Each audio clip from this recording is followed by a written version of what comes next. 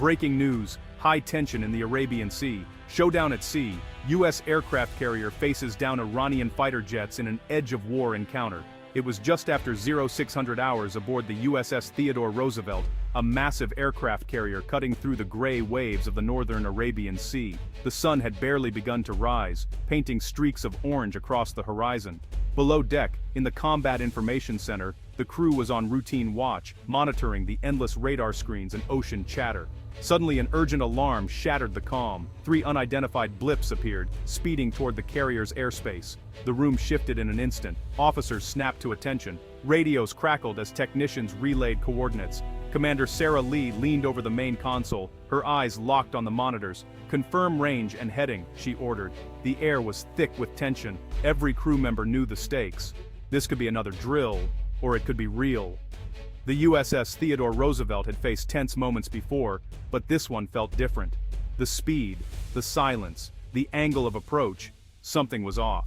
The crew braced for what could become a historic confrontation in one of the world's most volatile regions. Red lights flashed across the Combat Information Center as the radar operator called out, "3 inbound, bearing 015, low altitude, closing fast." The mood was electric, charged with adrenaline. Technicians scrambled to confirm the contacts, their hands flying over keyboards. The officer of the deck notified the captain immediately. "Unknown aircraft at 20 miles and closing, sir."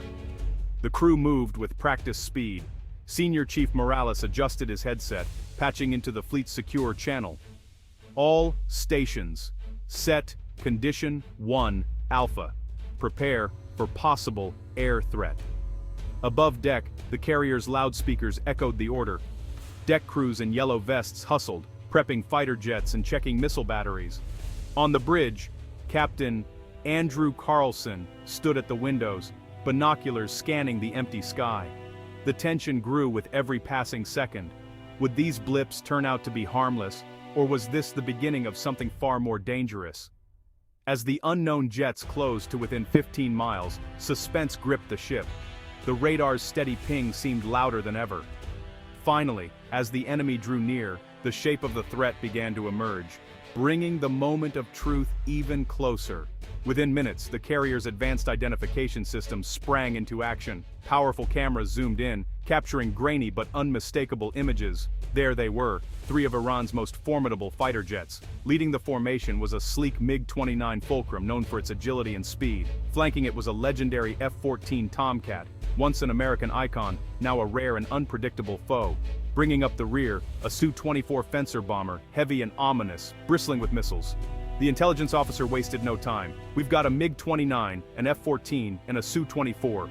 Iranian Air Force markings confirmed." The announcement sent a chill through the Combat Information Center. The combination was unusual, a surgical strike package capable of both air combat and bombing runs. Each aircraft had a role. The MiG-29, a dogfighter, could challenge any U.S. jet in a close fight. The F-14 with its advanced radar served as a long-range hunter. The Su-24, slow but deadly, was built to deliver heavy ordnance against ships. The threat was real, and it was closing in fast. Now the carrier's crew faced the hard truth. This was no mistake, no training exercise. It was a test, a direct challenge from one of America's fiercest regional rivals. Without hesitation, the carrier's defenses sprang to life. Commander Lee issued a stern radio warning. "Unidentified aircraft, you are approaching a U.S. Navy warship. Identify yourselves and change course immediately, or you will be engaged." The Iranian jets gave no reply. The standoff had begun. On deck, the flight crew rushed to arm 2 F-18 Super Hornets. Pilots sprinted to their jets, engines roaring to life. Below decks, electronic warfare officers powered up powerful jammers and decoy systems. The USS Theodore Roosevelt was famous for its layered defense, from long-range missiles to close-in guns to electronic trickery. Meanwhile, Marines in body armor hurried to their stations, ready for the worst. "Prepare to launch interceptors," barked the air boss. The carrier's entire defense web was active, humming with energy and anticipation. Every sailor and officer knew their role. Every second counted. The U.S. Navy's message was clear. Any hostile action would be answered, instantly and overwhelmingly. But the Iranian jets were not backing down. They closed to within firing range. a heartbeat from open conflict. Suddenly, alarms blared. Missile launch detected. Su-24 has fired. Repeat, enemy missile inbound. A streak of smoke arced from the Iranian bomber, racing toward the Roosevelt. In the CIC, everyone snapped into overdrive. Incoming missile bearing 017 low and fast, shouted the tactical officer. The electronic warfare team kicked into action. Jammers sent out powerful bursts of static, trying to confuse the missile's radar. On deck, launchers spit out brilliant clouds of chaff, tiny metal strips designed to create false targets. The carrier's phalanx gun whirred, tracking the incoming threat. Everyone on board braced for impact. For a moment, the missile seemed unstoppable.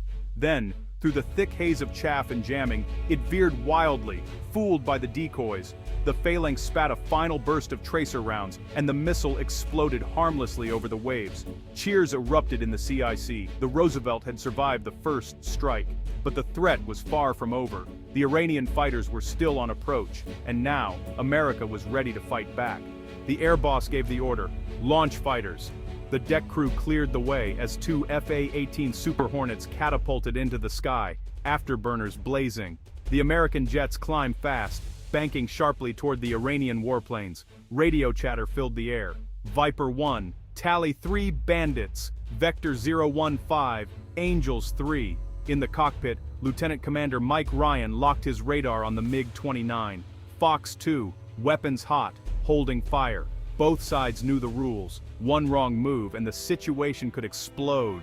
The Super Hornets drew closer, keeping the Iranian jets in their sights. For a tense minute, the two sides circled each other over the restless sea. The Iranian pilots flashed their weapons, signaling they were not backing down. The Americans held their position, ready to defend the carrier at any cost. The world's most advanced warplanes were now locked in a deadly dance. Back on the Roosevelt, the crew watched the drama unfold on their screens. It was a razor's edge, a moment that could decide the fate of hundreds.